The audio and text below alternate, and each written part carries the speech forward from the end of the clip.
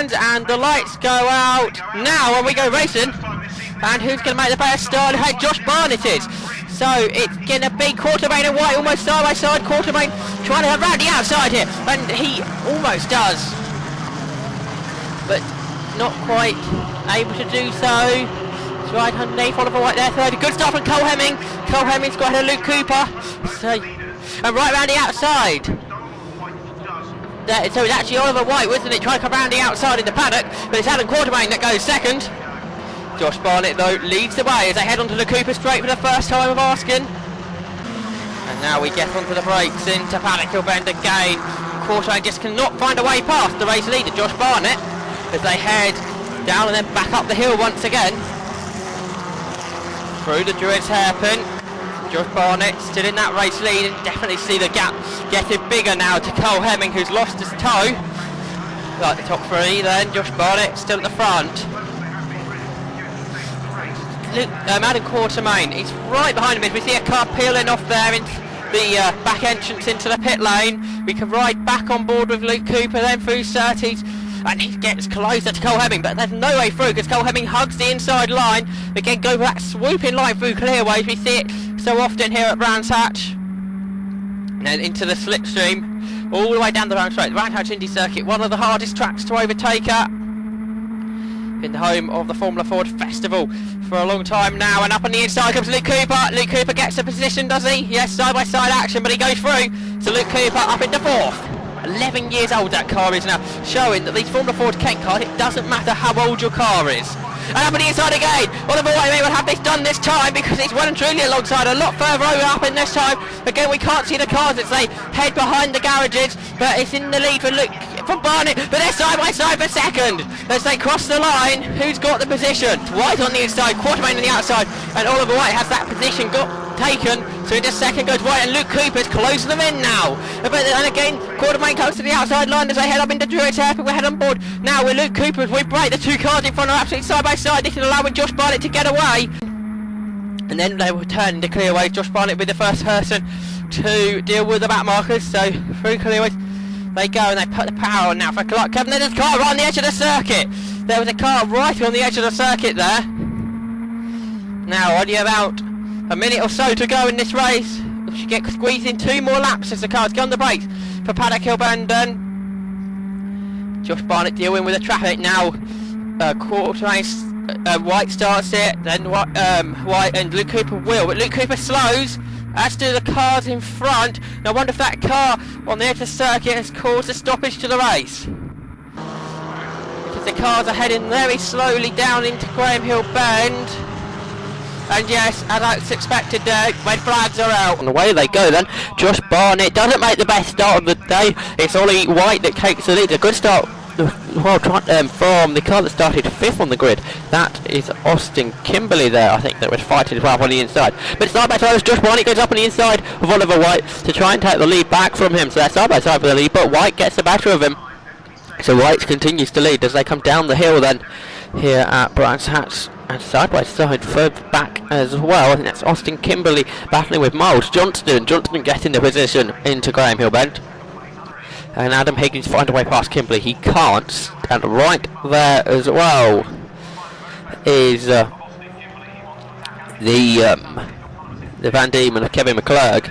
So up across the line they come, the 4 of them all looking for the collection. Kimberley darts out then on the outside of Miles Johnston, and he should have this one done. Yeah, very late on the brakes for Austin Kimberley. He goes up into 5th position then, so he gets that one done. Now he's already trying to break away, and now here comes Adam Higgins on the inside of Miles Johnston. Looks like Miles Johnston's going to lose more than one position here then. Has he lost a position? They're still side by side. He's going to try and fight out around the outside, but he can't do it. Adam Higgins goes in front of him. Now can McClurg find a way through? He can't. So Johnson goes from 5th to 7th as then Austin Kimberley slides wide through Graham Hill Bend. Adam Higgins might be gaining 2 positions here. He looks up on the inside, can't do it though. Now the battle continues to 3rd. Quartermain still ahead. Oh no. Or is he not? Is he behind? Trying to work out. This is Ginn, I thought it was, in front of Quartermain. Quartermain trying to come back at him as they come through Curve. He'll be running in the slipstream down the Brabham Straight. But Ginn seems to have perhaps just the better of him. A small gap he's got, but again, Quartermain dives up on the inside into paddock, but very late on the brakes. He's Gaius Ginn, so he stays in third position and breaks away from Adam Quartermain. He's got reasonable gap as they head up the hill. And the spin for Oliver White. Oliver White spins the car through McLaren and Clark and clearways. So Josh Barnett now takes a very big race lead. It's going to be then Josh Barnett who take the race victory then. Josh Barnett wins the 3rd of June edition of the Champion of Brands Formula Ford 1600 race. And he takes the fastest lap as well with a 52.021. Second position, Oliver White will come through to take that in his Van Diemen as well. Why they go down to paddock with bend and it's start back side. Joey Foster takes the lead away from Adrian Campfield then as they head down there. Now back up it they go again and Campfield's fighting back in the spectrum. Up on the inside he cannot make a way through then. It's his 3rd race of the year for the Champion of Brands Series for the first time on the Grand Prix circuit. So down the hill they come, then Joey Foster in his 3rd race of the year. He had 2 races last week at Thruxton and he won those as well. He leads then as they head down towards Surtees. Campfield right behind him. Ollie White, the first of the regulars in Champion of Brands, he sits in 3rd position as they head on to the Grand Prix loop for the first time. This car enters the gravel trap at paddock, so that is Stephen King, and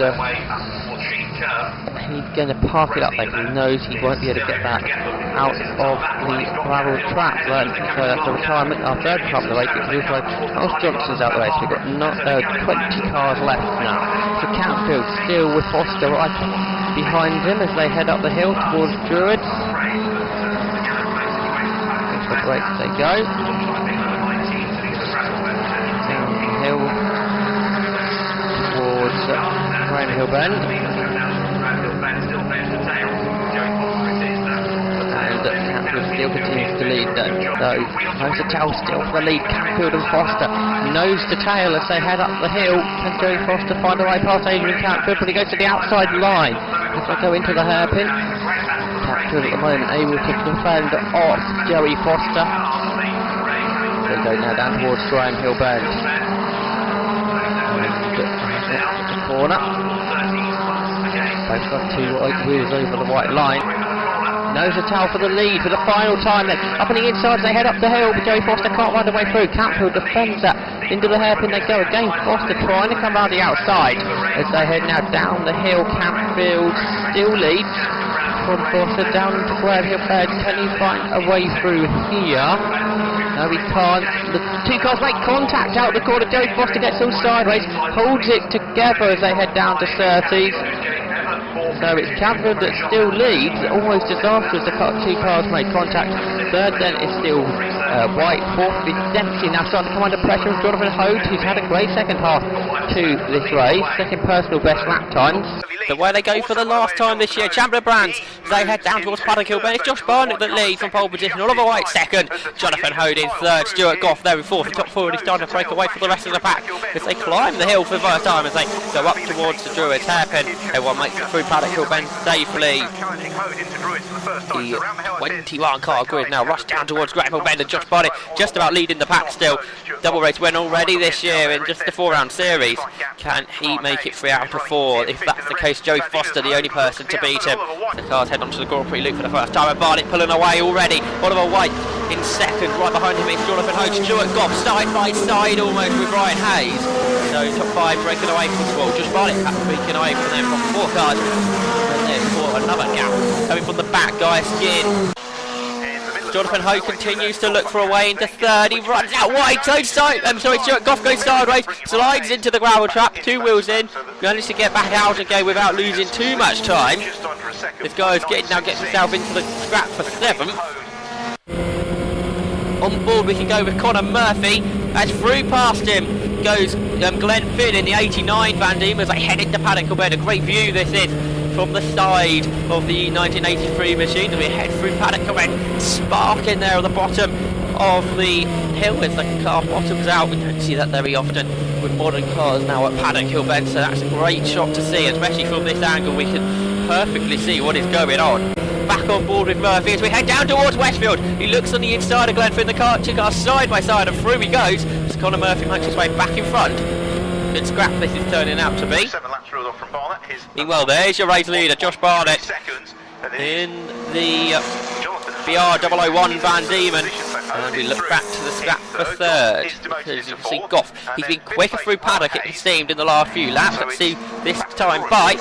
Oh, Jonathan Hogue carries the speed through the corner and stays in front. And now they slide their way through Graham Hill Bend.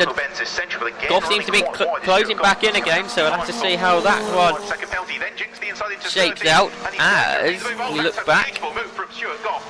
Jonathan Hogue still holding on to third in the battle for the 1992 race between those two Van Diemens. Hogue holding on to it at the moment. But Josh Barnett is about to win his third race in 2012 for the champion of France. He will be the champion of France over the winter period. Second will go to Oliver White. What about the battle for third? We're waiting to see. There's Stuart Goff. Stuart Goff is by himself. Yellow flags out there at Stirling's. We can't see the car, but somewhere Brian Hayes has gone missing. Same corner where Jonathan Hogue went off. So Gaius Ginn from the back will come through to fourth. Probably one of his best races this season in the Champion of France.